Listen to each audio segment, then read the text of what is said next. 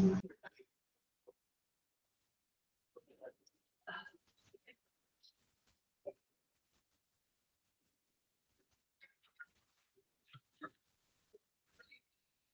morning.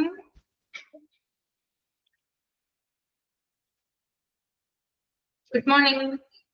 Good morning, ma'am. Happy New Year, ma'am. Happy New Year. അടിച്ചു പൊളിച്ചോ new year ഒക്കെ? Happy new year മാം. അടിപൊളിയായിരുന്നല്ലേ? Okay. അപ്പൊ കഴിഞ്ഞ വർഷങ്ങളില് നമുക്ക് ധാരാളം എന്താ പറയാ സന്തോഷം നിറഞ്ഞ നിമിഷങ്ങളൊക്കെ ഉണ്ടായിട്ടുണ്ടായിരിക്കാം, സങ്കടം നിറഞ്ഞ നിമിഷങ്ങളൊക്കെ ഉണ്ടായിരിക്കാം. അതൊക്കെ എന്താണ് മനസ്സിലോർത്തുകൊണ്ട് പുതിയ വർഷം നിങ്ങളുടെ പുതിയ സ്വപ്നങ്ങളൊക്കെ നിറവേറ്റാൻ സാധിക്കട്ടെ എന്ന് ഹൃദയപൂർവ്വം ആശംസിക്കുന്നു കേട്ടോ. നല്ലൊരു വർഷമായിരിക്കട്ടെ, എല്ലാവരും നല്ല സെറ്റിലൊക്കെ ആവട്ടെ. ഓക്കെ.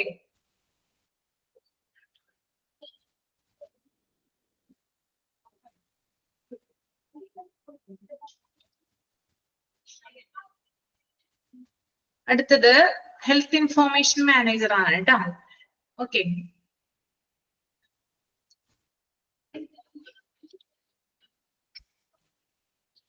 ഹാപ്പി ന്യൂ ഇയർ, എല്ലാവർക്കും ഹാപ്പി ന്യൂ ഇയർ കേട്ടോ. ഓക്കെ.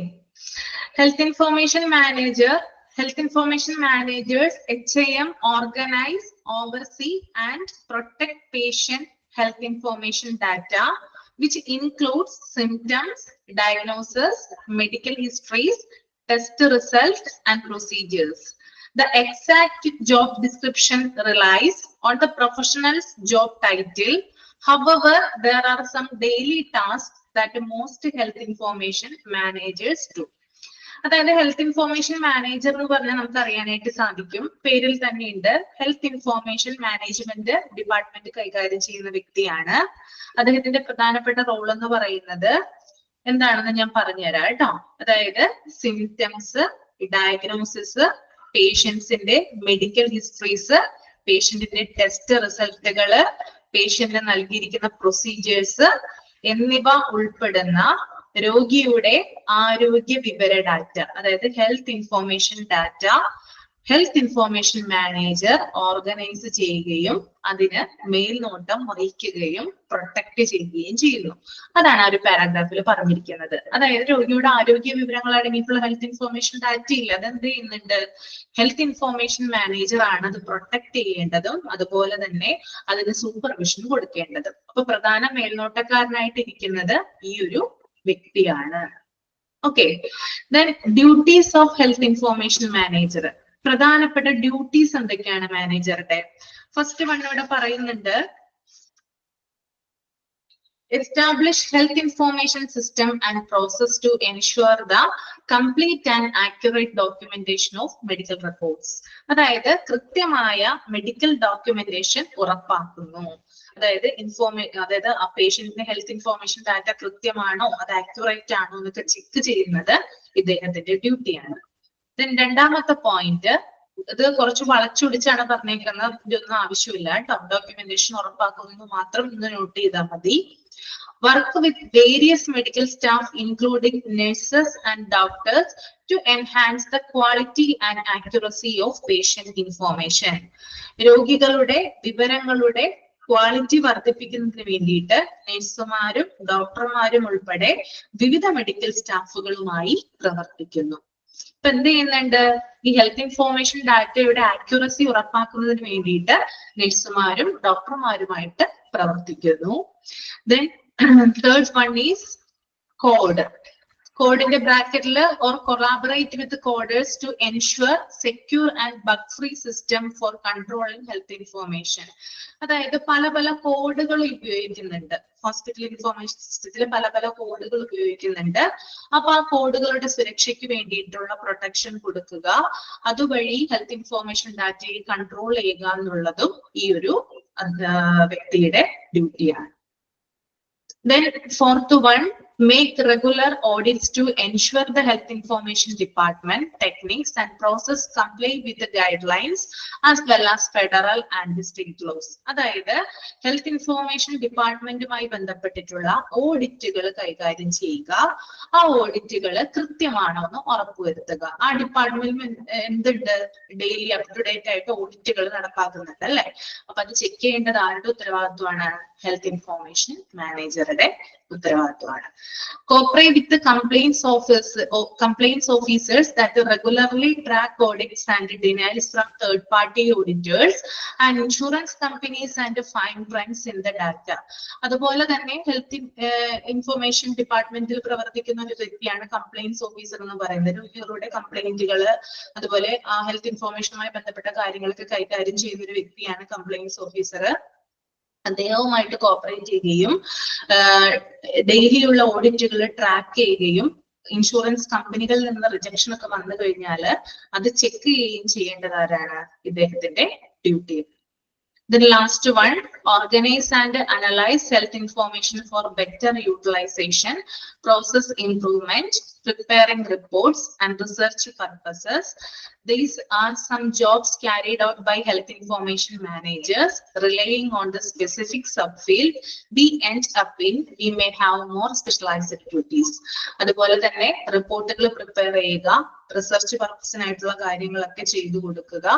ഇത്തരത്തിലുള്ള ഡ്യൂട്ടീസ് ആണ് ഇദ്ദേഹത്തിന് വരുന്നത്. മാത്രമല്ല ഈ പേര് സൂചിപ്പിക്കുന്നത് പോലെ തന്നെ ഇതിലും കൂടുതലായിട്ടുള്ള ഡ്യൂട്ടീസും ഇദ്ദേഹത്തിന് കൊടുക്കാറുണ്ടെന്ന് കൂടിയാണ് ഇവിടെ പറയുന്നത് കേട്ടോ.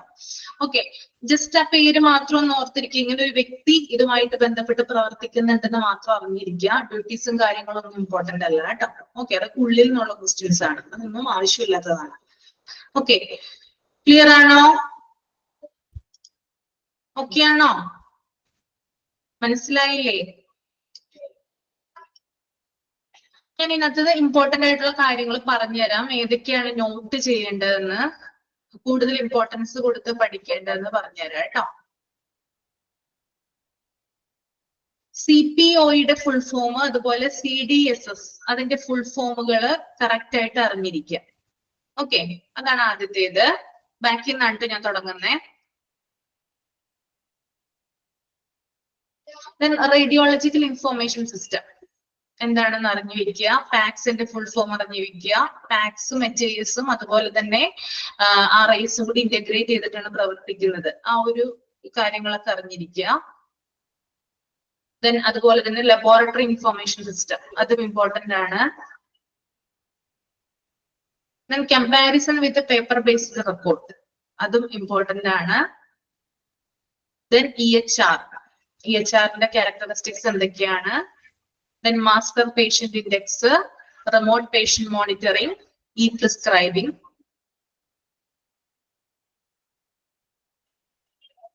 Then patient portal.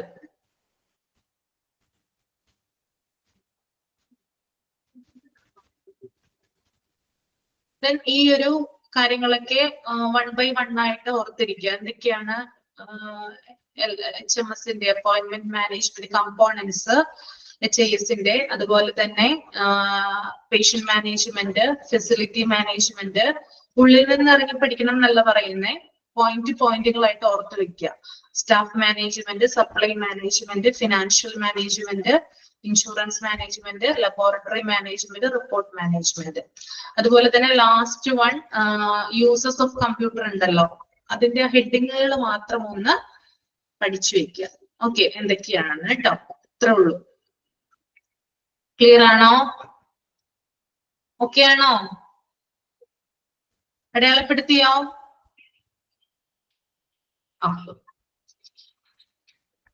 എങ്ങനെയുണ്ടായിരുന്നു ഈ ചാപ്റ്റർ? എങ്ങനെയുണ്ടായിരുന്നു?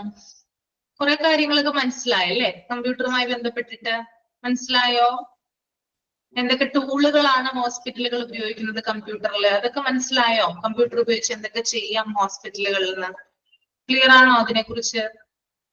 ആണോ അല്ലയോ? കമന്റ് ചെയ്തേ. കുറച്ച് കൂടുതൽ കാര്യങ്ങൾ പഠിക്കാൻ പറ്റിയോ? ഒന്നും പഠിക്കാൻ പറ്റിയില്ലേ? പഠിക്കാൻ പറ്റി. ഓക്കെ, അപ്പൊ നമുക്ക് ഇനി അടുത്ത ചാപ്റ്ററിലേക്ക് പോകാം കേട്ടോ. അടുത്ത ചാപ്റ്റർ എന്തായിരിക്കും? ഞാൻ വന്നപ്പോ തുടങ്ങി, നിങ്ങളുടെ ക്ലാസ് തുടങ്ങിയപ്പോ തുടങ്ങി പറയാനാണ്. ഇൻട്രസ്റ്റിംഗ് ആയിട്ടുള്ള ഒരു ചാപ്റ്റർ ഉണ്ട് നമുക്ക്. ഭയങ്കര എളുപ്പമാണ് പഠിക്കാൻ. ചെറിയ ക്ലാസ്സിലൊക്കെ പഠിച്ചിട്ടുണ്ട്. ബേസിക്സ് ഓഫ് കമ്പ്യൂട്ടർ അല്ലേ?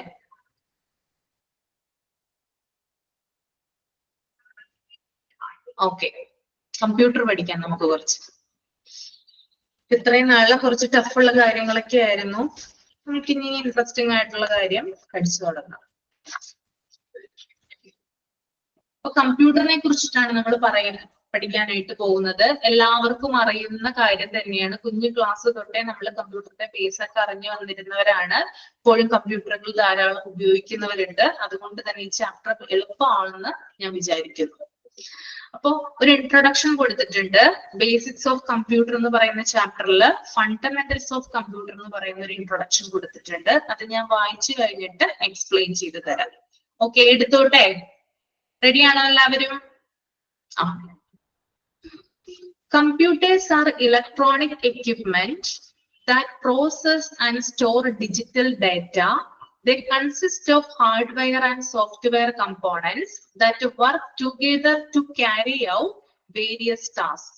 The fundamental components of a computer consist of a central processing unit, CPU, memory, input-output devices, and storage devices. The CPU is said to be the brain of the computer, responsible for carrying out instructions and performing calculations. Memory stores data and instructions and perform calculations. Memory stores data and instructions that the CPU requires to access quickly. Input-output devices make the user able to interact with the computer, such as through a keyboard and mouse. Storage devices store data and programs for long-term use. Operating system and application are software programs that allow the computer to perform specific tasks. ആരെങ്കിലും ഒന്ന് ചാപ്റ്ററിന്റെ name ഒന്ന് mention ചെയ്യട്ടെ ഇവിടെ? 52. Okay, അപ്പോ കമ്പ്യൂട്ടറിന്റെ മൊത്തം കാര്യങ്ങളെ കുറിച്ചിട്ടാണ് ഇവിടെ വിവരിച്ചിരിക്കുന്നത്. ഫസ്റ്റ് തന്നെ ഇവിടെ പറയുന്നുണ്ട്, computers are electronic equipment that process and store digital data.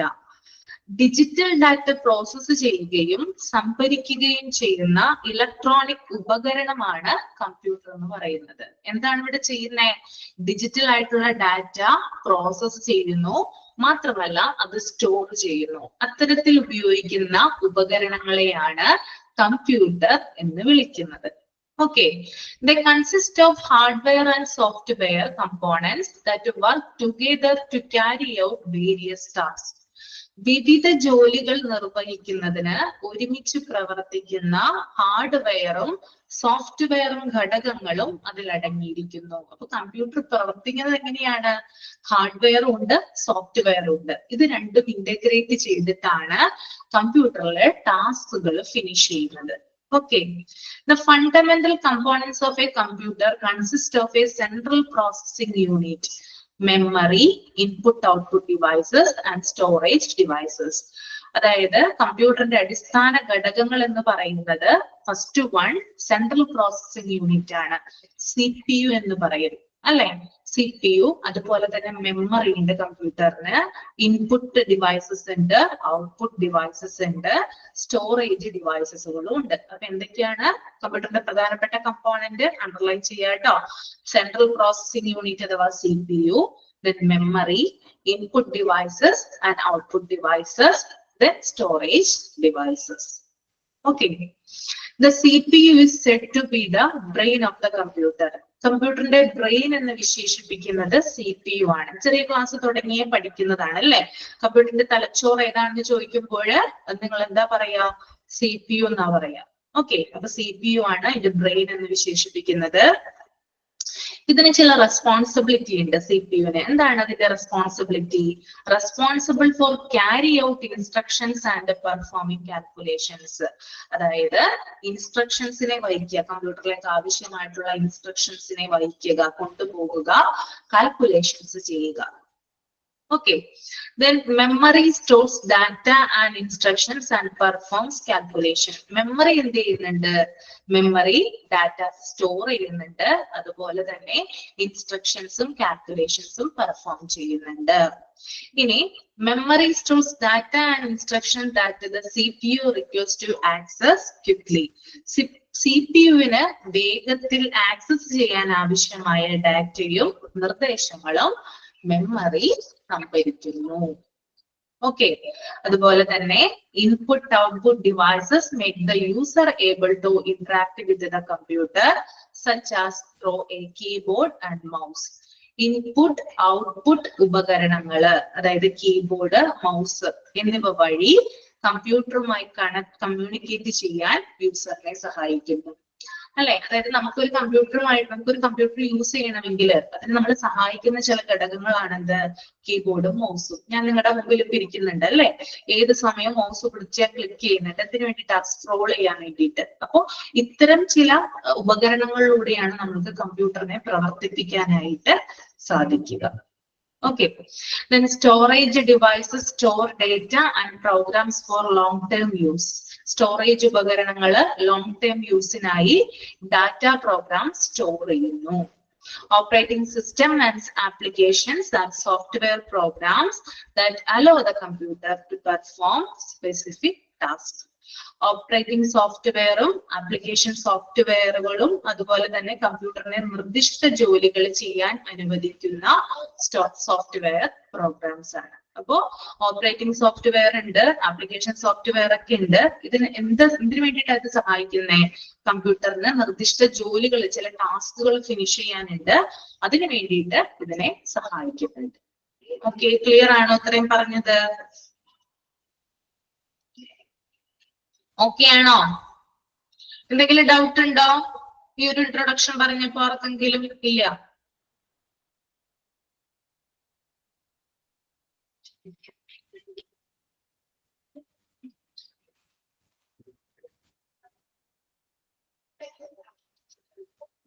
ഇവിടെ നോക്കി, നിങ്ങള് ഒരു പിക്ചർ കൊടുത്തിട്ടുണ്ട്, കുറേയധികം ഡിവൈസസ് കൊടുത്തിട്ടുണ്ട് അല്ലെ, പാർട്സ് ഓഫ് കമ്പ്യൂട്ടർ എന്ന് കൊടുത്തിട്ടുണ്ട്. കമ്പ്യൂട്ടറിന്റെ വിവിധ പാർട്ടുകളാണ് ഇവിടെ കൊടുത്തിരിക്കുന്നത് കേട്ടോ.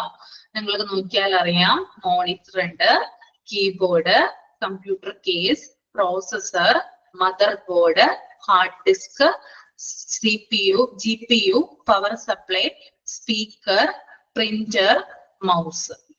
ഇത്രയും കാര്യങ്ങൾ എന്താണ്? കമ്പ്യൂട്ടറുമായി ബന്ധപ്പെട്ട് പ്രവർത്തിക്കുന്ന ഡിവൈസസ് ആണ്. ഓക്കെ, ദെൻ അടുത്തതിലോട്ട് പോവാൻ നമുക്ക്. ഫണ്ടമെന്റൽസ് ഓഫ് കമ്പ്യൂട്ടർ ഇൻക്ലൂഡ്, അതായത് പ്രധാനപ്പെട്ട അടിസ്ഥാനപരമായിട്ടുള്ള ഘടകങ്ങൾ എന്തൊക്കെയാണ് കമ്പ്യൂട്ടറിന്റെ എന്ന് നമുക്ക് നോക്കാം. ആദ്യത്തേതാണ് hardware. Physical component of a computer like the central processing unit, CPU, memory, storage device, input-output device and motherboard. എന്താണ് ഹാർഡ്വെയർ? കേട്ടിട്ടുണ്ടോ നിങ്ങള്? ഹാർഡ്വെയറിന്റെ പ്രത്യേകത എന്താ? ഹാർഡ്വെയർ എന്താണെന്ന് കമന്റ് ചെയ്തേ.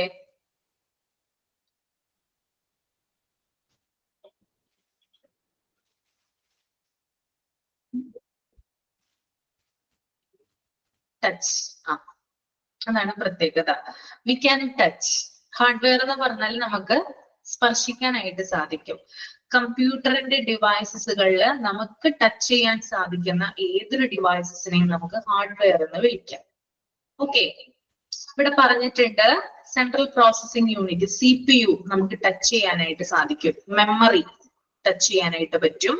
സ്റ്റോറേജ് ഡിവൈസസ്, അതായത് ഡാറ്റ സംഭരിക്കുന്നതിന് ആവശ്യമായിട്ടുള്ള ഡിവൈസസ്, പിന്നെ ഇൻപുട്ട് ഔട്ട്പുട്ട് ഡിവൈസസ്, അതുപോലെ തന്നെ മദർ ബോർഡ്. ഇതൊക്കെ എന്ത് ചെയ്യാൻ നമുക്ക് ടച്ച് ചെയ്യാനായിട്ട് സാധിക്കുന്നതാണ്. ഇതൊക്കെ കമ്പ്യൂട്ടറിന്റെ ഫിസിക്കൽ കമ്പോണന്റ് ആണ്, തൊടാനായിട്ട് നമുക്ക് പറ്റും. അതുകൊണ്ടാണ് ഫിസിക്കൽ കമ്പോണന്റ് എന്ന് പറയുന്നത്. ഓക്കെ, ക്ലിയർ ആയെന്ന് വിചാരിക്കുന്നത് കേട്ടോ. അപ്പോ ഹാർഡ്വെയർ എന്ന് പറഞ്ഞാല് we can touch, CPU, memory, storage, input output devices and mother board. Okay, അതാണ് ഇതിന്റെ പ്രത്യേകത. ദെൻ നമുക്ക് അടുത്തത് സോഫ്റ്റ്വെയറിലേക്ക് പോകാം. ഓക്കെ, സോഫ്റ്റ്വെയർ എന്താണ്? സോഫ്റ്റ്വെയറിന്റെ പ്രത്യേകത എന്താണ്? അപ്പോ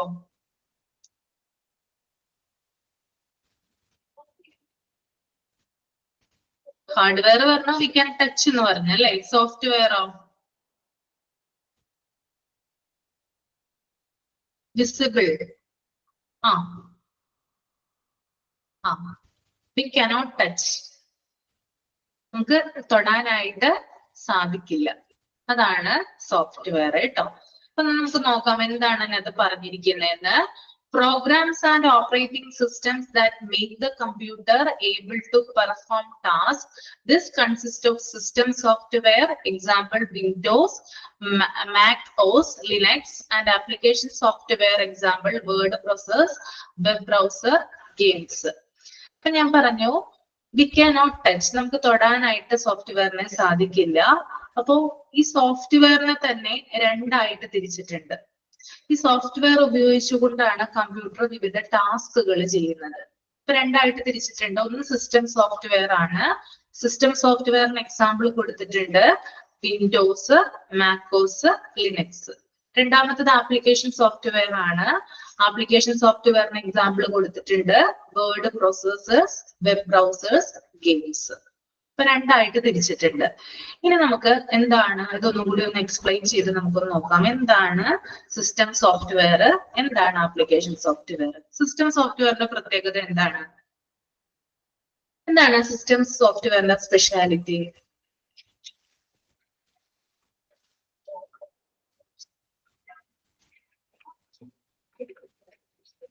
കേട്ടിട്ടുണ്ടോ? സിസ്റ്റം സോഫ്റ്റ്വെയറിന് കേട്ടിട്ടുണ്ടോ? അതിന് എക്സാമ്പിൾ കൊടുത്തിരിക്കുന്നതാണ് വിൻഡോസും മാക്കോസും ലിനക്സും ഒക്കെ. ആ കേട്ടിട്ടുണ്ട് അല്ലേ?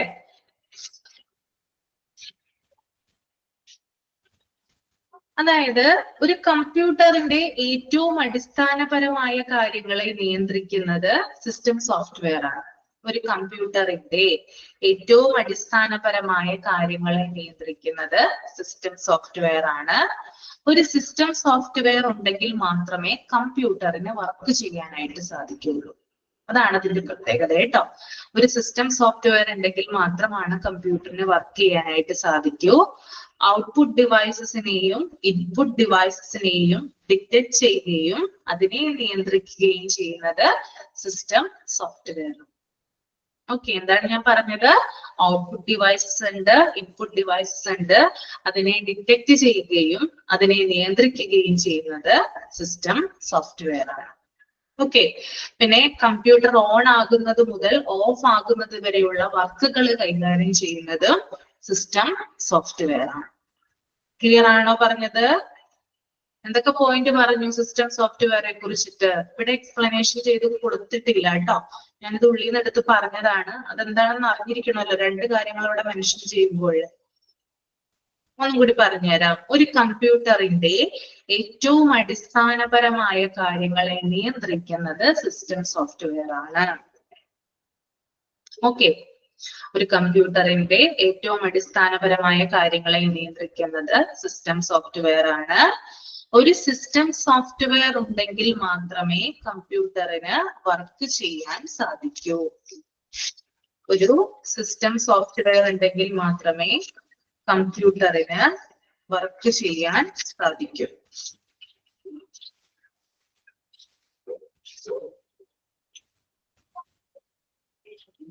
ഔട്ട്പുട്ട് ഡിവൈസിനെയും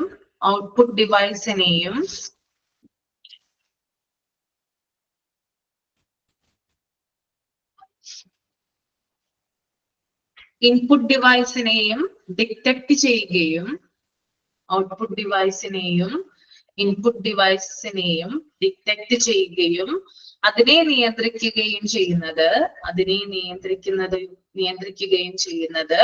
സിസ്റ്റം സോഫ്റ്റ്വെയർ ആണ്. സിസ്റ്റം സോഫ്റ്റ്വെയർ ആണ്.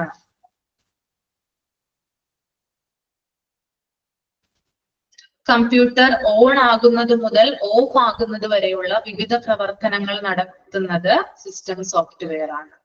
കമ്പ്യൂട്ടർ ഓൺ ആകുന്നത് മുതൽ ഓഫ് ആകുന്നത് വരെയുള്ള പ്രവർത്തനങ്ങൾ.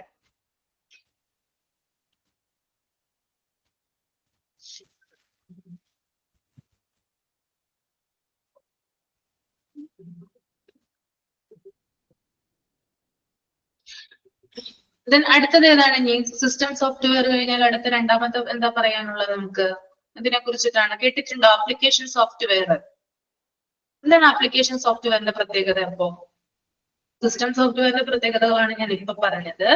ആപ്ലിക്കേഷൻ സോഫ്റ്റ്വെയറിന്റെ പ്രത്യേകതകൾ ആർക്കെങ്കിലും അറിയാമോ? എക്സാമ്പിൾ കൊടുത്തിട്ടുണ്ട്. Word processor, web browsers, games. അതായത് ആപ്ലിക്കേഷൻ സോഫ്റ്റ്വെയർ പറഞ്ഞു തരാം. ഒരു പ്രത്യേക ടാസ്ക് ചെയ്യാൻ വേണ്ടിയിട്ട് അല്ലെങ്കിൽ ഒരു പ്രത്യേക പർപ്പസിന് വേണ്ടിയിട്ട് ഇൻസ്റ്റാൾ ചെയ്യുന്ന സോഫ്റ്റ്വെയർ ആണ് ആപ്ലിക്കേഷൻ സോഫ്റ്റ്വെയർ. കേട്ടോ? ഒരു പ്രത്യേക ടാസ്ക് ചെയ്യാൻ വേണ്ടിയിട്ട് അല്ലെങ്കിൽ ഒരു പ്രത്യേക പർപ്പസിന് വേണ്ടിയിട്ട് ഇൻസ്റ്റാൾ ചെയ്യുന്ന സോഫ്റ്റ്വെയർ ആണ് എന്ത്? Application software. എക്സാമ്പിൾ ആയിട്ട് നമുക്ക് പറയാം ഫോട്ടോഷോപ്പ്.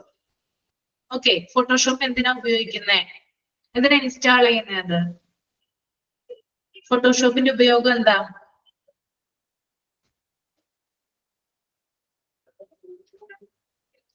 എന്താണ് ഫോട്ടോഷോപ്പിന്റെ ഉപയോഗം?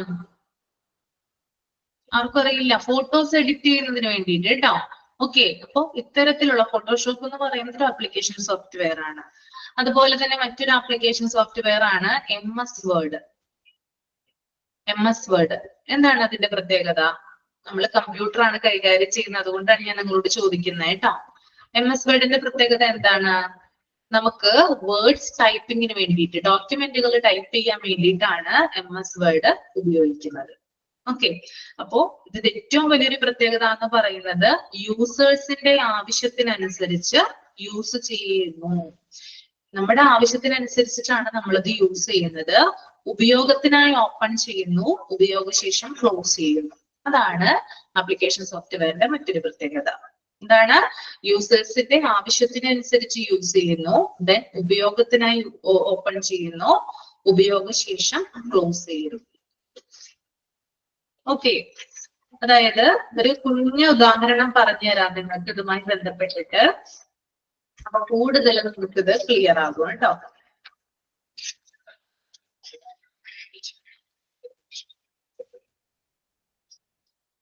എക്സാമ്പിൾ പറയുകയാണെങ്കിൽ നമ്മൾക്ക് അക്ഷരങ്ങൾ പഠിച്ചു കഴിഞ്ഞാലാണ് നമുക്ക് സ്റ്റോറി ഉണ്ടാക്കാനും പാട്ട് എഴുതാനും അതുപോലെ തന്നെ നാടകം എഴുതാനൊക്കെ പറ്റുള്ളൂ അല്ലെ? അക്ഷരങ്ങൾ പഠിച്ചാൽ മാത്രമാണ് എന്ത് ചെയ്യാം, നമുക്കിത് സാധ്യമാകും. ഇതൊക്കെ എഴുതാനായിട്ട് നമുക്ക് പറ്റും അല്ലെ? അപ്പൊ ഈ അക്ഷരങ്ങളെയാണ് സിസ്റ്റം സോഫ്റ്റ്വെയർ എന്ന് പറയുന്നത്. അക്ഷരങ്ങളെ എന്ത് പറയാം? സിസ്റ്റം സോഫ്റ്റ്വെയർ എന്ന് പറയാം. അതിലൂടെ ഉണ്ടാക്കുന്ന സ്റ്റോറീസ് അതുപോലെ ഡ്രാമ, ഇതൊക്കെയാണ് ആപ്ലിക്കേഷൻ സോഫ്റ്റ്വെയർ എന്ന് പറയുന്നത്. ക്ലിയർ ആണോ പറഞ്ഞത്? അപ്പൊ ഇതിനും ബേസ് ആയിട്ട് എന്താണുള്ളത്? സിസ്റ്റം സോഫ്റ്റ്വെയർ ആണ്. then അതിലൂടെ നമ്മൾ നടപ്പിലാക്കുന്ന കാര്യങ്ങളാണ് എന്ത്? Application software. ഓക്കെ, അപ്പൊ അത് രണ്ടും വ്യക്തമായെന്ന് വിചാരിക്കുന്നു കേട്ടോ. അതുപോലെ തന്നെ ഇതിനകത്ത് ഇമ്പോർട്ടന്റ് ആയിട്ടുള്ള പോയിന്റ് ആണ് എക്സാമ്പിളുകൾ ചോദിക്കാം എക്സാമിന്. അതായത് സിസ്റ്റം സോഫ്റ്റ്വെയറിന് എക്സാമ്പിൾ ഏതൊക്കെയാണ്, അതുപോലെ തന്നെ ആപ്ലിക്കേഷൻ സോഫ്റ്റ്വെയറിന് എക്സാമ്പിൾ ഏതൊക്കെയാണ്. അപ്പൊ അത് അങ്ങനെ തന്നെ പഠിച്ചു വയ്ക്കാം. സിസ്റ്റം സോഫ്റ്റ്വെയറിന് എക്സാമ്പിൾ ആണ് Windows, macOS, Linux. then application സോഫ്റ്റ്വെയറിന് എക്സാമ്പിൾ ആണ് word processor, web browser, games. Okay, then അടുത്തത് സെൻട്രൽ പ്രോസസിംഗ് യൂണിറ്റ് ആണ്.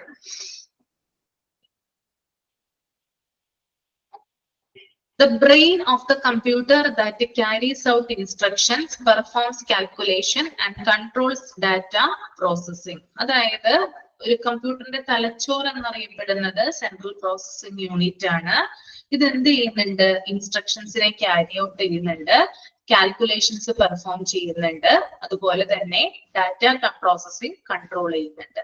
അതാണ് അതിന്റെ മെയിൻ പണി എന്ന് പറയുന്നത്. മാത്രമല്ല ബ്രെയിൻ ഓഫ് കമ്പ്യൂട്ടർ എന്ന് പറയുന്നു.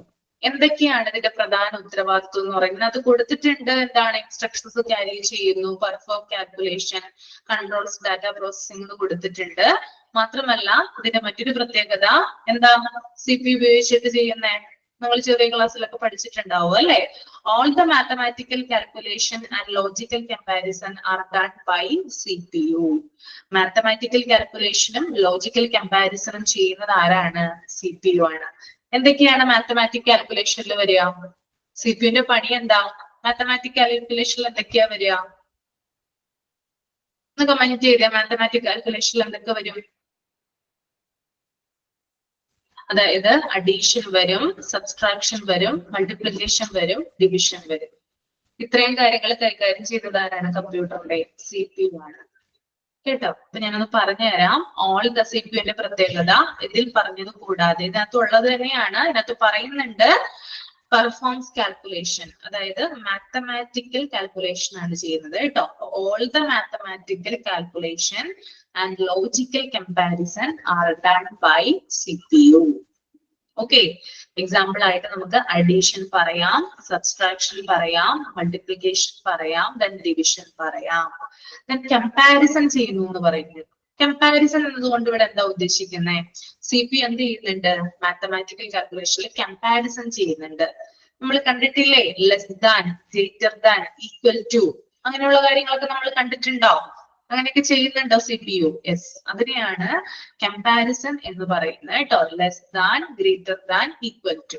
അപ്പൊ കമ്പ്യൂട്ടറിന്റെ എല്ലാ എന്താ പറയാ പാർട്ടിനെയും നിയന്ത്രിക്കുന്നതും CPU ആണ്. Okay, percentage. ഓക്കെ, അപ്പോ കമ്പ്യൂട്ടറിന്റെ എല്ലാ പാർട്ടിനെയും നിയന്ത്രിക്കുന്നത് ആരാണ്? CPU ആണ്. അത് ഓർത്ത് വെക്കുക കേട്ടോ. ഓക്കെ, അത്രയുമാണ് CPU-നെ കുറിച്ച് പറയാനായിട്ടുള്ളത്. Then next one is memory ആണ്. Temporary storage space where the computer stores data and instructions that are currently used. It includes random access memory, RAM, and cache memory. Okay, അതായത് മെമ്മറിക്ക് temporary storage ഉണ്ട്, permanent storage ഉണ്ട്. നമ്മൾ മെമ്മറിയെ നമ്മൾ ചെറിയ ക്ലാസ്സിൽ തിരിച്ചിട്ടുണ്ടാവുമല്ലോ. Primary memory എന്ന് പറയും അല്ലെ. പ്രൈമറി മെമ്മറിയുടെ പ്രത്യേകത എന്താണ്? പ്രൈമറി മെമ്മറി ഏതൊക്കെയാണ് ഇതിനകത്ത് വരിക? പ്രൈമറി മെമ്മറിയിൽ ഡാറ്റയൊക്കെ സ്റ്റോർ ചെയ്യുന്നതിനകത്താണ്, മെമ്മറിയിലാണ് കമ്പ്യൂട്ടറിന്റെ എല്ലാ ഫങ്ഷൻസും ചെയ്യുന്നതിന് ആവശ്യമായിട്ടുള്ള ഡാറ്റ. അതിനകത്ത് പ്രൈമറി മെമ്മറി ഉണ്ട്.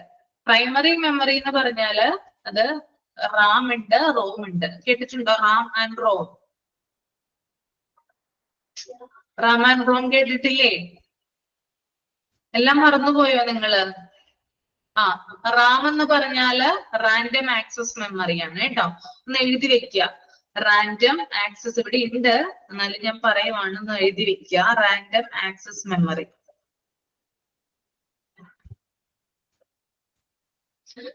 പ്രൈമറി മെമ്മറിയിലാണ് എന്ത് വരുന്നേ? ഈ റാമും റോമും വരുന്നത്. പ്രൈമറി മെമ്മറിയുടെ പ്രത്യേകത കമ്പ്യൂട്ടറിന് ആവശ്യമായ ഡാറ്റകള് സ്റ്റോർ ചെയ്യാൻ ഉപയോഗിക്കുന്ന ഏരിയയാണ് പ്രൈമറി മെമ്മറി. കമ്പ്യൂട്ടറിന് ആവശ്യമായ ഡാറ്റകൾ സ്റ്റോർ ചെയ്യാൻ ഉപയോഗിക്കുന്ന ഏരിയയാണ് പ്രൈമറി മെമ്മറി. ഓക്കെ, അതിനകത്ത് റാമും വരുന്നുണ്ട്, റോമും വരുന്നുണ്ട്. റാമിന്റെ പ്രത്യേകത എന്ന് പറഞ്ഞാല് RAM random access memory, ROM read only മെമ്മറിയാണ്. റാമിന്റെ പ്രത്യേകത എന്ന് പറഞ്ഞാല് ഗ്രേറ്റ് പാർട്ട് ഓഫ് ഇന്റേണൽ മെമ്മറിയാണ്.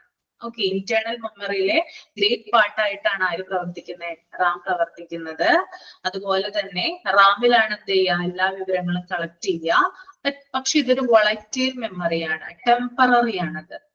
നമ്മള് ഇപ്പൊ കമ്പ്യൂട്ടറിൽ എന്തെങ്കിലും കാര്യങ്ങൾ ചെയ്തുകൊണ്ടിരിക്കുകയാണ്, പെട്ടെന്ന് കറണ്ട് പോയി ആ സ്റ്റോർ ചെയ്ത കാര്യങ്ങൾ കംപ്ലീറ്റ് ആയിട്ട് അതിന് പോയിട്ടുണ്ടാവും. അതുകൊണ്ട് തന്നെ ഇതൊരു വോളറ്റൈൽ മെമ്മറിയാണ്, അസ്ഥിരമാണെന്നാണ് പറയാ കേട്ടോ. ഓക്കെ, ടെമ്പററി ആണ്. Then read and write memory എന്നാണ് ഇതിനെ വിശേഷിപ്പിക്കുന്നത്. Read and write memory. Then അടുത്തത് റോം ആണ്. റോം എന്ന് പറഞ്ഞാല് എന്താണ്? റോമിന്റെ പ്രത്യേകത എന്താണ്? റീഡ് ഓൺലി മെമ്മറിയാണ് അല്ലെ. ഓക്കെ, അപ്പോ ഇതെന്ന് പറഞ്ഞാല് നോൺ വോളറ്റൈൽ മെമ്മറിയാണ്, അസ്ഥിരമാണ്. അതായത് എന്താ പറയാ, പെർമനന്റ് ആണെന്ന് നമുക്ക് വേണമെങ്കിൽ പറയാം. ഇതിൽ സൂക്ഷിക്കുന്ന കാര്യങ്ങളൊക്കെ പെട്ടെന്ന് പോവുകയൊന്നുമില്ല, അവിടെ തന്നെ ഉണ്ടാകും. പക്ഷെ റീഡ് ഓൺലി മെമ്മറിയാണ്. പിന്നെ അതുപോലെ തന്നെ ഇവിടെ പറഞ്ഞിട്ടുണ്ട് ക്യാഷെ മെമ്മറി എന്ന് പറയുന്നുണ്ട്. അത് റാമിനേക്കാളും നമ്മുടെ ഹോസ്പിറ്റലൊക്കെ ഉപയോഗിക്കുന്നത് ഇത്തരത്തിലുള്ള ഒരു മെമ്മറിയാണ്. റാമിനേക്കാളും കൂടുതൽ വിവരങ്ങൾ കൂടുതൽ നേരത്തേക്ക് ഈ മെമ്മറിയിൽ സൂക്ഷിച്ചു വെക്കാനായിട്ട് സാധിക്കുന്നതാണ് ക്യാഷെ മെമ്മറി. ക്ലിയർ ആണോ?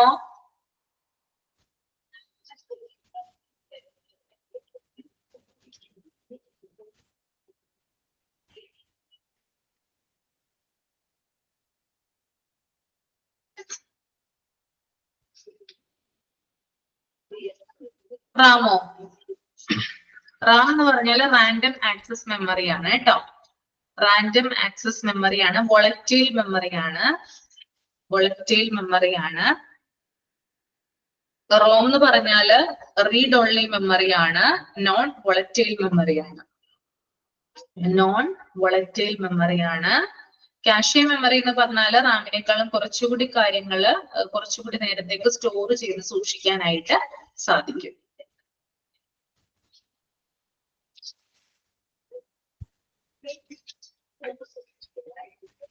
ഓക്കെ, then അടുത്തത് സ്റ്റോറേജ് ആണ് കേട്ടോ.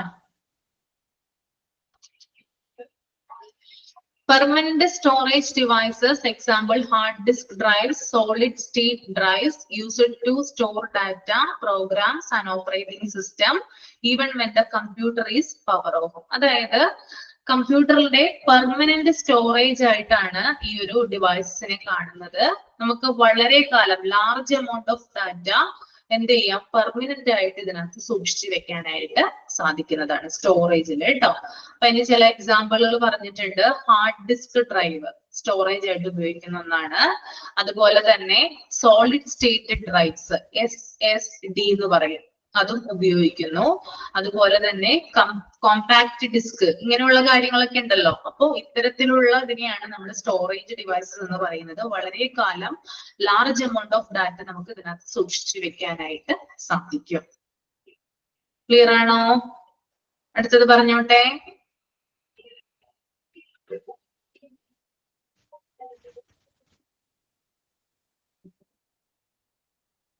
ഓക്കെ അല്ലേ?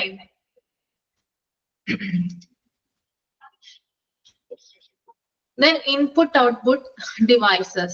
These are devices used to interact with the computer like keyboard, mouse. Mouse എന്നാണ് കേട്ടോ അവിടെ കൊടുത്തിരിക്കുന്നത്. മൈസ് എന്നൊക്കെയാണ് അവിടെ എഴുതിയിരിക്കുന്നത്. മൗസ് ആണ്. Monitors, printers and scanners. അതായത് കമ്പ്യൂട്ടർ യൂസ് ചെയ്യുന്നവെങ്കിൽ, അതായത് യൂസറിനെ സഹായിക്കുന്ന ചില ഡിവൈസസുകൾ ഉണ്ട്. ഒരു കമ്പ്യൂട്ടർ, ഞാനിപ്പോ കമ്പ്യൂട്ടർ ഉപയോഗിക്കുകയാണ്. അപ്പൊ ഞാൻ കമ്പ്യൂട്ടർ ഉപയോഗിക്കുമ്പോൾ എന്നെ ആ കമ്പ്യൂട്ടർ പ്രവർത്തിപ്പിക്കാനായിട്ട് സഹായിക്കുന്ന ചില ഉപകരണങ്ങൾ ഉണ്ട്. അതിനെയാണ് ഇൻപുട്ട് ഡിവൈസസ് എന്നും ഔട്ട്പുട്ട് ഡിവൈസസ് എന്നും പറയുന്നത്. അതിനകത്ത് നിങ്ങൾക്ക് അറിയാനായിട്ട് സാധിക്കും എന്തൊക്കെയാണ് ഇൻപുട്ട് ഡിവൈസസ്. ഒന്ന് കമന്റ് ചെയ്തേ അറിയാവുന്നവര്. ഇൻപുട്ട് ഡിവൈസസ് എന്തൊക്കെയാ?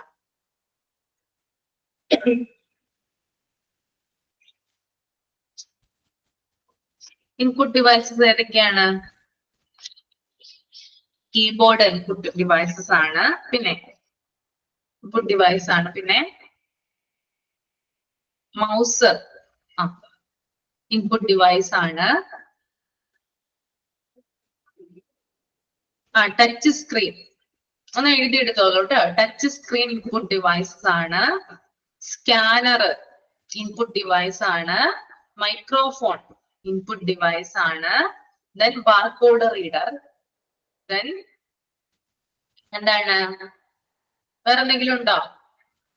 പ്രധാനപ്പെട്ടതാണ് ഞാനിപ്പോ പറഞ്ഞത് കേട്ടോ. ഒന്ന് keyboard, mouse, touch screen, scanner, microphone, barcode reader.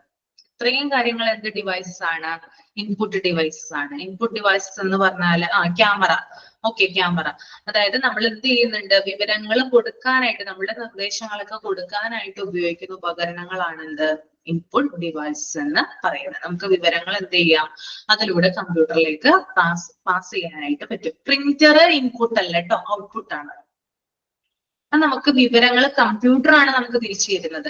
അതായത് നമ്മളൊരു ഇൻസ്ട്രക്ഷൻസ് അങ്ങോട്ട് കൊടുക്കുമ്പോൾ അതിനുവേണ്ടി നമ്മൾ ഏത് ഡിവൈസസിനെയാണ് ഉപയോഗിക്കുന്നത്, അതാണ് ഇൻപുട്ട് ഡിവൈസസ്. ഞാനിപ്പോ കുറച്ച് വേർഡ് നിങ്ങൾക്ക് കമന്റ് ചെയ്യണം എന്നുണ്ടെങ്കിൽ ഞാൻ എന്ത് ഉപയോഗിക്കുന്നുണ്ട്, കീബോർഡാണ് ഉപയോഗിക്കുന്നത് അല്ലെ. കീബോർഡിലൂടെ ഞാൻ എന്ത് ചെയ്യും, എനിക്ക് പറയാനുള്ള കാര്യങ്ങൾ നിങ്ങളോട് പറയും. അപ്പോ കീബോർഡ് വഴിയാണ് വേർഡ് ടൈപ്പ് ചെയ്ത് കമ്പ്യൂട്ടർ എന്ത് ചെയ്യുന്നത്, നിങ്ങളിലേക്ക് എത്തിക്കുന്നത്. അപ്പൊ അതിനെ നമ്മൾ ഇൻപുട്ട് ഡിവൈസസ് എന്നാ പറയാം.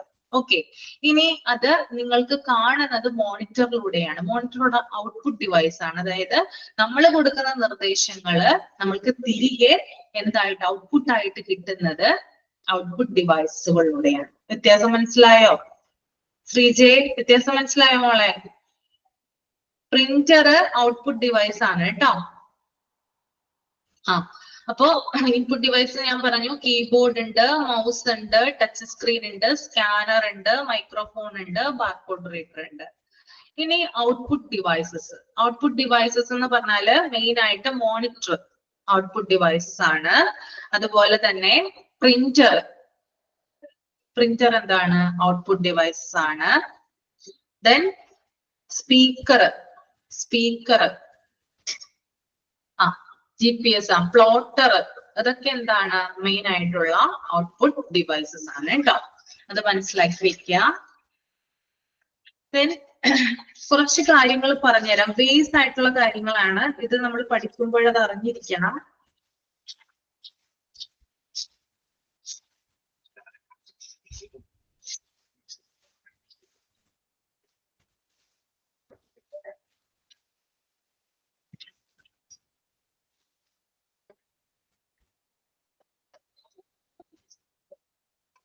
നമ്മൾ പ്രധാനപ്പെട്ട ഇൻപുട്ട് ഡിവൈസ് ആണ് കീബോർഡ് എന്ന് പറയുന്നത്. കീബോർഡിനെയും മൗസിനെയും കുറിച്ച് വളരെ അത്യാവശ്യമായിട്ട് അറിഞ്ഞിരിക്കണം കേട്ടോ. കീബോർഡ് എന്ന് പറയുന്നത് ഒരു ടെക്സ്റ്റ് ഇൻപുട്ട് ഡിവൈസ് ആണ്. നമുക്ക് ടെക്സ്റ്റുകൾ എന്താണ് കമ്പ്യൂട്ടറിന് കൈമാറാനായിട്ട് ഉപയോഗിക്കുന്നത് കീബോർഡ് ആണ്. കീബോർഡ് കണ്ടുപിടിച്ച ആള് ക്രിസ്റ്റഫർ ഷോൾസ് ആണ് കേട്ടോ. ആരാണ് കീബോർഡ് കണ്ടുപിടിച്ചത്? ക്രിസ്റ്റഫർ ഷോൾസ് ആണ്. എത്ര കീസ് ഉണ്ട് ഒരു കീബോർഡില്? ഇതൊക്കെ അറിഞ്ഞിരിക്കേണ്ട ആവശ്യമുണ്ട്. ടൈപ്പ് ചെയ്യേണ്ട ജോലികളൊക്കെ നിങ്ങളിൽ വന്ന് ചേരുമല്ലോ. എത്ര കീസ് ഉണ്ട് ഒരു കീബോർഡില്? എത്ര കീസ് ആണുള്ളത്? അറിയില്ല. 104 കീ ഉണ്ട് കേട്ടോ. 104. ഒരു കീബോർഡിൽ 104 കീ ആണുള്ളത്.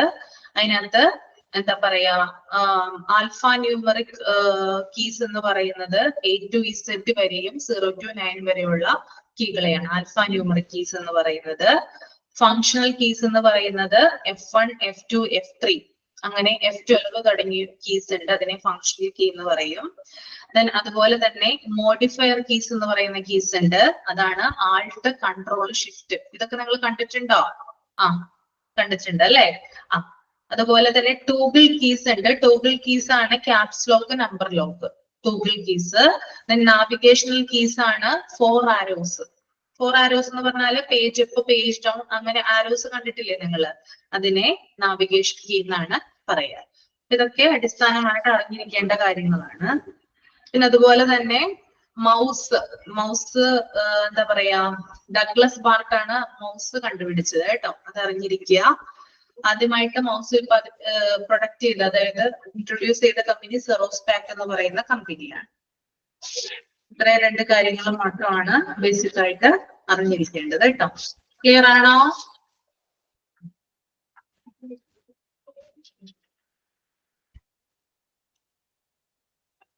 ഓക്കെ ആണോ? മനസ്സിലായോ പറഞ്ഞത്? ക്യാച്ച് ചെയ്യാൻ പറ്റിയില്ലേ?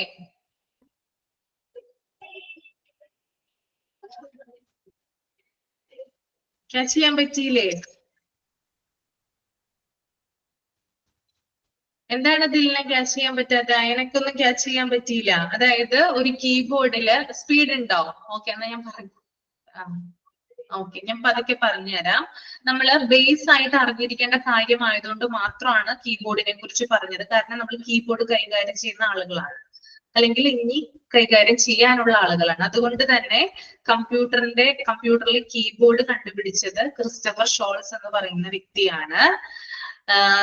Number of keys in A standard keyboard. ഒരു സ്റ്റാൻഡേർഡ് കീബോർഡിലുള്ള കീകളുടെ എണ്ണം എന്ന് പറയുന്നത് 104 ആണ്. അതിനകത്ത് ആൽഫ ന്യൂമറിക് കീസ് എന്ന് പറയുന്ന കീ ഉണ്ട്. അത് A to Z വരെയുള്ള കീകളും 0 to 9 വരെയുള്ള കീകളെയുമാണ് ആൽഫ ന്യൂമറിക് കീസ് എന്ന് പറയുന്നത്. ഓക്കെ, ഇത്രയും കാര്യങ്ങൾ ക്ലിയർ ആണോ? കണ്ടിട്ടില്ലേ കീബോർഡിൽ A to Z 0 to 9 കീകൾ കണ്ടിട്ടില്ലേ? അതിനെ ആൽഫ ന്യൂമറിക് കീസ് എന്നാ പറയാ. ദെൻ ഫങ്ഷണൽ കീ ഉണ്ട്. ഫങ്ഷണൽ കീസ് എന്ന് പറയുന്നത് 12 എണ്ണം ഉള്ളത് കേട്ടോ. 12 ഫങ്ഷണൽ കീ ആണുള്ളത്.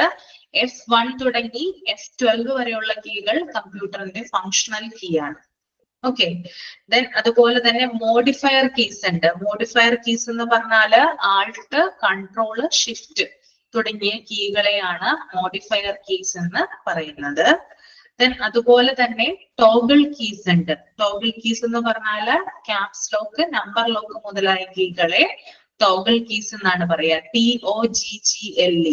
Okay, then last one is navigation key ആണ്. 4 arrows, page up, page down തുടങ്ങിയ ആ 4 ആരോസ് ഉള്ള കീകൾ ഉണ്ടല്ലോ, അതിനെ നാവിഗേഷൻ കീ എന്നും കൂടി പറയുന്നുണ്ട്. പിന്നെ മൗസിന്റെ കാര്യം പറഞ്ഞു. മൗസ് ഡഗ്ലസ് ബാർട്ട് എന്ന് പറയുന്ന വ്യക്തിയാണ് കണ്ടുപിടിച്ചത്. സിറോസ്പാക് എന്ന് പറയുന്ന CZEROPAK സിറോസ്പാക് എന്ന് പറയുന്ന കമ്പനിയാണ് മൗസ് ഇൻട്രൊഡ്യൂസ് ചെയ്തത്. ഓക്കെ, ഇത്രയും കാര്യങ്ങൾ മാത്രം വേറെ അറിഞ്ഞിരുന്നാൽ മതി. ഇപ്പൊ ക്ലിയർ ആണോ എല്ലാവർക്കും? ഇപ്പൊ ഓക്കെ ആണോ?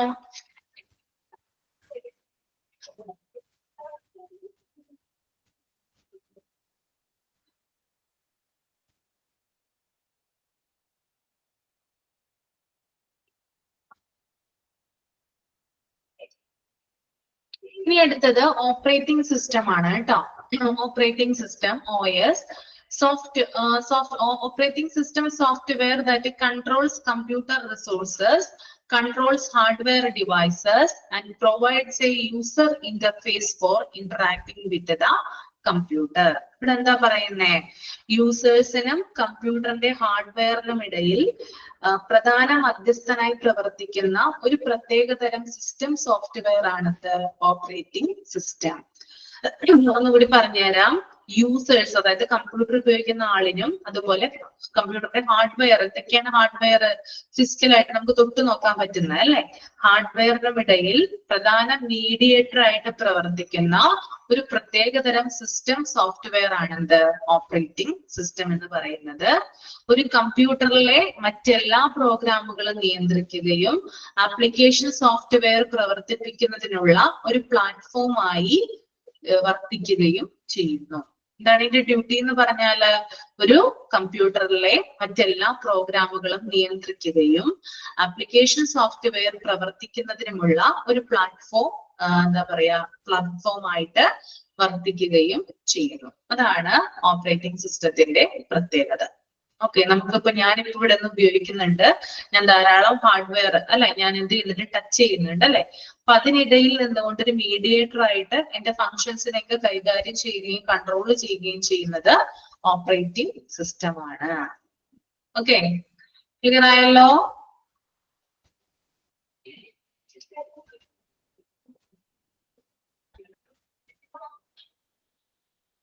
ഓക്കെ, അപ്പൊ ഞാൻ മൈക്ക് ഓൺ ചെയ്യാം. എന്തെങ്കിലും ഡൗട്ട് ഉണ്ടെങ്കിൽ ചോദിക്കാം കേട്ടോ. ഞാൻ ചില ആളുകളോട് ചോദിക്കാം, അപ്പൊ എനിക്ക് അറിയാൻ പറ്റും മനസ്സിലായോ എന്ന് കേട്ടോ. ഞാൻ ചോദിക്കാൻ കാരണം പഠിച്ചു വന്ന കാര്യങ്ങളൊക്കെ തന്നെയാണ്. മൈക്ക് ഓൺ ചെയ്തിട്ടുണ്ട്, എന്തെങ്കിലും ഡൗട്ട് ഉണ്ടെങ്കിൽ ചോദിക്കാം കേട്ടോ.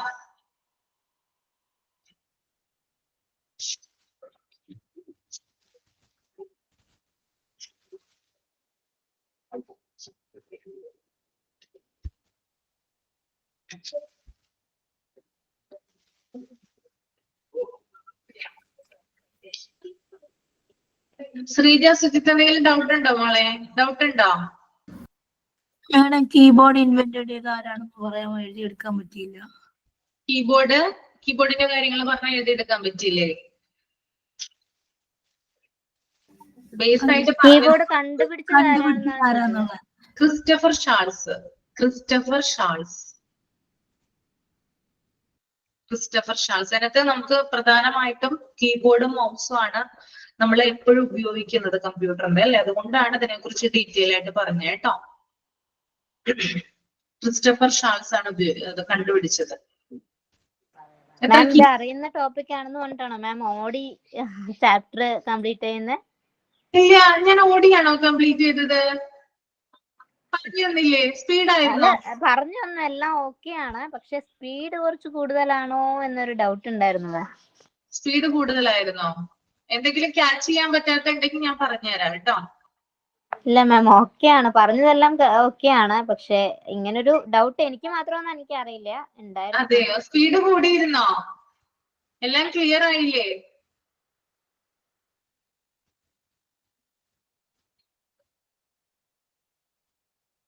നോട്ട് ചെയ്യാൻ പറ്റിയില്ല. ഏതാണ് നോട്ട് ചെയ്യാൻ പറ്റാത്തത്? പറഞ്ഞുതരാം. നോട്ട് ചെയ്യാൻ പറ്റാത്തത് നിങ്ങൾ നോട്ട് എഴുതുന്നത് എനിക്ക് അറിയില്ല, കാരണം ഇതിനകത്തുള്ള കാര്യങ്ങൾ തന്നെയാണ് പറഞ്ഞത്. ചില കാര്യങ്ങൾ എക്സ്ട്രാ ആഡ് ചെയ്തെന്ന് മാത്രമേ ഉള്ളൂ മനസ്സിലാക്കാൻ വേണ്ടിട്ട് കേട്ടോ. ഏതാണ് കിട്ടാത്തത് ഒന്ന് പറയാവോ?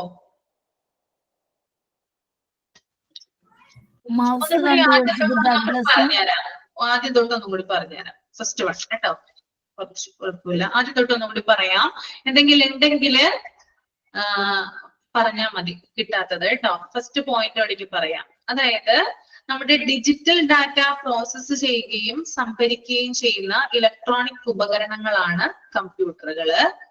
വിവിധ ജോലികൾ നിർവഹിക്കുന്നതിന് ഒരുമിച്ച് പ്രവർത്തിക്കുന്ന ഹാർഡ്വെയറും സോഫ്റ്റ്വെയർ ഘടകങ്ങളും ഇതിൽ അടങ്ങിയിട്ടുണ്ട്. ഒരു കമ്പ്യൂട്ടറിന്റെ അടിസ്ഥാന ഘടകങ്ങളാണ് central processing unit, input output devices, storage devices. Okay, പിന്നെ കമ്പ്യൂട്ടറിന്റെ ബ്രെയിൻ എന്ന് പറയുന്നത് CPU ആണ്. ഇൻസ്ട്രക്ഷൻസിനെ ക്യാരി ഔട്ട് ചെയ്യുന്നതിനും കാൽക്കുലേഷൻസ് പെർഫോം ചെയ്യുന്നതിനും CPU റെസ്പോൺസിബിൾ ആണ്. CPUവിന് വേഗത്തിൽ ആക്സസ് ചെയ്യാൻ ആവശ്യമായ ഡാറ്റയും നിർദ്ദേശങ്ങളും മെമ്മറി സംഭരിക്കുന്നു. മെമ്മറിയുടെ ഡ്യൂട്ടിയാണ് കേട്ടോ. പിന്നെ അതുപോലെ തന്നെ ഇൻപുട്ട് ഔട്ട്പുട്ട് ഉപകരണങ്ങള്, കീബോർഡ്, മൗസ് എന്നിവ വഴി കമ്പ്യൂട്ടറുമായി കമ്മ്യൂണിക്കേറ്റ് ചെയ്യാൻ യൂസറിനെ സഹായിക്കുന്നു. ഇൻപുട്ട് ഔട്ട്പുട്ട് ഉപകരണ ഡ്യൂട്ടിയാണ് പറഞ്ഞത്. സ്റ്റോറേജ് ഉപകരണങ്ങള് ലോങ് ടൈം യൂസിനായിട്ട് ഡാറ്റ പ്രോഗ്രാം സ്റ്റോർ ചെയ്യുന്നു. ഓപ്പറേറ്റിംഗ് സോഫ്റ്റ്വെയറും ആപ്ലിക്കേഷൻ സോഫ്റ്റ്വെയറുകളും കമ്പ്യൂട്ടറിനെ നിർദ്ദിഷ്ട ജോലികൾ ചെയ്യാനായിട്ട് അനുവദിക്കുന്നു. ഇത്രയുമാണ് ആ ഇൻട്രൊഡക്ഷനിൽ പറഞ്ഞത്. പിന്നെ കമ്പ്യൂട്ടറിന്റെ പാർട്സ് പറഞ്ഞു. ദെൻ ഹാർഡ്വെയർ എന്ന് പറയുന്നത് കമ്പ്യൂട്ടറിന്റെ ഫിസിക്കൽ കമ്പോണന്റ് ആണ്. നമുക്ക് ടച്ച് ചെയ്യാനായിട്ട് സാധിക്കും. ടച്ച് ചെയ്യാൻ സാധിക്കുന്ന കമ്പ്യൂട്ടറിന്റെ ഏതൊരു ഡിവൈസിനെയും നമുക്ക് ഹാർഡ്വെയർ എന്ന് പറയാം. അത് CPU ഉണ്ട്, memory, storage device, input output device, mother board. Then അടുത്തത് സോഫ്റ്റ്വെയർ ആണ്. സോഫ്റ്റ്വെയർ എന്ന് പറഞ്ഞാൽ എന്താണ്? ഞാൻ പറഞ്ഞിട്ടുണ്ടായിരുന്നു. എന്താണ്? അതായത് കമ്പ്യൂട്ടറിന് പ്രവർത്തിക്കാൻ ആവശ്യമായിട്ടുള്ള എല്ലാ കാര്യങ്ങളും ചെയ്തു കൊടുക്കുന്നത് സോഫ്റ്റ്വെയർ ആണ്. സോഫ്റ്റ്വെയറിനെ തന്നെ രണ്ട് രീതിയിൽ തിരിച്ചിട്ടുണ്ട്. സിസ്റ്റം സോഫ്റ്റ്വെയറും ആപ്ലിക്കേഷൻ സോഫ്റ്റ്വെയറും. ഒരു കമ്പ്യൂട്ടറിനകത്ത് സിസ്റ്റം സോഫ്റ്റ്വെയറിന്റെ പ്രത്യേകതയാണ് പറയാനായിട്ട് പോകുന്നത്. ഒരു കമ്പ്യൂട്ടറിന്റെ ഏറ്റവും അടിസ്ഥാനപരമായ കാര്യങ്ങളെ നിയന്ത്രിക്കുന്നത് സിസ്റ്റം സോഫ്റ്റ്വെയർ ആണ്. ഒരു സിസ്റ്റം സോഫ്റ്റ്വെയർ ഉണ്ടെങ്കിൽ മാത്രമേ കമ്പ്യൂട്ടറിന് വർക്ക് ചെയ്യാനായിട്ട് സാധിക്കൂ. ഔട്ട്പുട്ട് ഡിവൈസസിനെയും ഇൻപുട്ട് ഡിവൈസസിനെയും ഡിറ്റക്ട് ചെയ്യുകയും അതിനെ നിയന്ത്രിക്കുകയും ചെയ്യുന്നത് സിസ്റ്റം സോഫ്റ്റ്വെയർ ആണ്. കമ്പ്യൂട്ടർ ഓൺ ആകുന്നത് മുതൽ ഓഫ് ആകുന്നത് വരെയുള്ള കാര്യങ്ങൾ കൈകാര്യം ചെയ്യുന്നതും സിസ്റ്റം സോഫ്റ്റ്വെയർ ആണ്. അടുത്തത് ആപ്ലിക്കേഷൻ സോഫ്റ്റ്വെയർ ആണ്. ഒരു പ്രത്യേക ടാസ്ക് ചെയ്യാൻ വേണ്ടി അല്ലെങ്കിൽ ഒരു പ്രത്യേക പർപ്പസിന് വേണ്ടി ഇൻസ്റ്റാൾ ചെയ്യുന്ന സോഫ്റ്റ്വെയറിനെയാണ് ആപ്ലിക്കേഷൻ സോഫ്റ്റ്വെയർ എന്ന് പറയുന്നത്. ഫോട്ടോഷോപ്പ്, MS വേർഡ് ഇതൊക്കെ അതിന് ഉദാഹരണങ്ങളാണ്. Then central processing unit CPU. ഇത് ബ്രെയിൻ ഓഫ് ദ കമ്പ്യൂട്ടർ ആണ്. കമ്പ്യൂട്ടറിന്റെ തലച്ചോർ എന്നാണ് ഇത് അറിയപ്പെടുന്നത്. ഇതിലൂടെ ധാരാളം കാൽക്കുലേഷൻസ് നടക്കുന്നുണ്ട് അല്ലെ. അരിത്തമെറ്റിക് കാൽക്കുലേഷൻസ് എന്തൊക്കെയാണ് ഇതിനകത്ത് വരിക? അഡീഷൻ, സബ്സ്ട്രാക്ഷൻ, മൾട്ടിപ്ലിക്കേഷൻ, ഡിവിഷൻ, അതുപോലെ കമ്പാരിസൺ ആയിട്ടുള്ള less than, greater than, equal to, അങ്ങനെയുള്ള കമ്പാരിസൺ ഒക്കെ നടത്തുന്നത് CPU ആണ്. ദെൻ മെമ്മറി എന്ന് പറഞ്ഞാൽ ടെമ്പററി സ്റ്റോറേജ് ആണ്. അതായത് ഒരു കമ്പ്യൂട്ടറിന്റെ പ്രവർത്തനങ്ങൾക്ക് ആവശ്യമായിട്ടുള്ള ഡാറ്റാസ് സ്റ്റോർ ചെയ്ത് വെക്കുന്നത് മെമ്മറിയിലാണ്. മെമ്മറി തന്നെ പ്രൈമറി മെമ്മറി ഉണ്ട്, സെക്കൻഡറി മെമ്മറി ഉണ്ട്. അതിനകത്ത് നമുക്ക് പ്രൈമറി മെമ്മറിയാണ് പഠിക്കേണ്ടത്. പ്രൈമറി മെമ്മറി റാം അല്ലെങ്കിൽ random access memory, then ROM, read only memory. ഈ രണ്ട് മെമ്മറികളിലായിട്ടാണ് ഡാറ്റാസ് ഒക്കെ സ്റ്റോർ ചെയ്ത് വെക്കുന്നത്. അതിനകത്ത് റാമിന്റെ പ്രത്യേകത എന്ന് പറഞ്ഞാൽ വോളറ്റൈൽ മെമ്മറിയാണ്, അതായത് താൽക്കാലികമാണ്.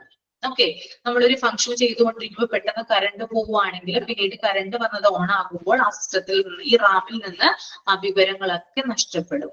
അതാണ് അതിന്റെ പ്രത്യേകത. പക്ഷെ റോമിൽ അങ്ങനെയല്ല. റോം പക്ഷെ റീഡ് ഓൺലി മെമ്മറി മാത്രമാണ്. പക്ഷെ അതിനകത്ത് വിവരങ്ങൾ കുറച്ചും കൂടി കാലം തങ്ങി നിൽക്കും. പിന്നെ കാഷെ മെമ്മറി എന്ന് പറഞ്ഞാൽ നമ്മുടെ ഹോസ്പിറ്റലുകളിൽ ഏറ്റവും കൂടുതൽ ഉപയോഗിക്കുന്നത് കാഷെ മെമ്മറിയാണ്. റാമിനേക്കാൾ കുറച്ചുകൂടി കൂടുതൽ നേരത്തിലും അതുപോലെ തന്നെ കൂടുതൽ സമയം എടുത്തും അതുപോലെ കൂടുതൽ വിവരങ്ങളും അതിനകത്ത് സ്റ്റോർ ചെയ്യാനായിട്ട് സാധിക്കുന്നതാണ്. അതാണ് അതിന്റെ പ്രത്യേകത. ഓക്കെ. ദെൻ സ്റ്റോറേജ് എന്ന് പറയുമ്പോൾ പെർമനന്റ് ആയിട്ടുള്ള സ്റ്റോറേജ് ഡിവൈസസുകൾ കമ്പ്യൂട്ടറിലുണ്ട്. അതിന് എക്സാമ്പിൾ ആയിട്ട് പറയുകയാണെങ്കിൽ ഹാർഡ് ഡിസ്ക് ഡ്രൈവുകള്, സോളിഡ് സ്റ്റേറ്റ് ഡ്രൈവ്സുകള്, ഇതൊക്കെ എന്താണ്? പെർമനന്റ് സ്റ്റോറേജ് ആണ്. ദീർഘകാലത്തേക്ക് വളരെയധികം ലാർജ് എമൗണ്ട് ഓഫ് ഡാറ്റ നമുക്ക് ഈ ഉപകരണങ്ങൾ സേവ് ചെയ്യാനായിട്ട് സാധിക്കും. ഇൻപുട്ട് ഔട്ട്പുട്ട് ഡിവൈസസിൽ വരികയാണെങ്കിൽ എന്തൊക്കെ കാര്യങ്ങൾ പറയാം നമുക്ക്? ഇൻപുട്ട് ഡിവൈസസ് എന്ന് പറഞ്ഞാൽ കമ്പ്യൂട്ടറിന് വിവരങ്ങൾ കൊടുക്കുന്ന ഡിവൈസുകളെയാണ് ഇൻപുട്ട് ഡിവൈസസ് എന്ന് പറയുന്നത്. കീബോർഡ് ഉണ്ട്, മൗസ് ഉണ്ട്, പിന്നെ എന്താണ്, വേറെ എന്തൊക്കെ കാര്യങ്ങൾ ഞാൻ പറഞ്ഞു ഒന്ന് പറഞ്ഞേ.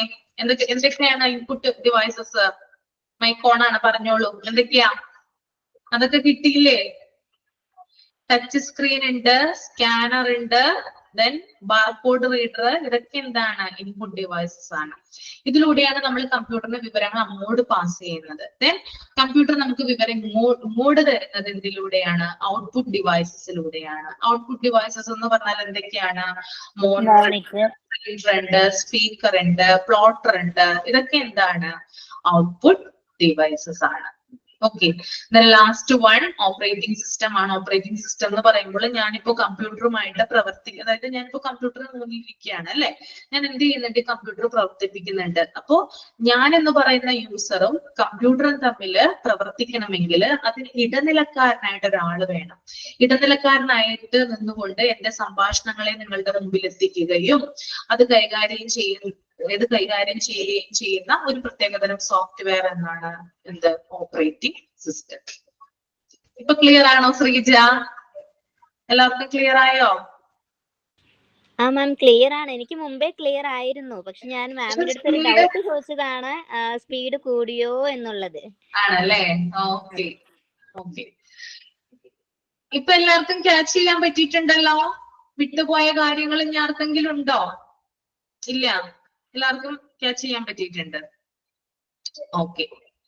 അപ്പൊ നമുക്ക് ഇനി നെക്സ്റ്റ് ക്ലാസ്സിൽ കാണാം കേട്ടോ. ഡൗട്ട് ഒന്നുമില്ലെന്ന് വിചാരിക്കുന്നു.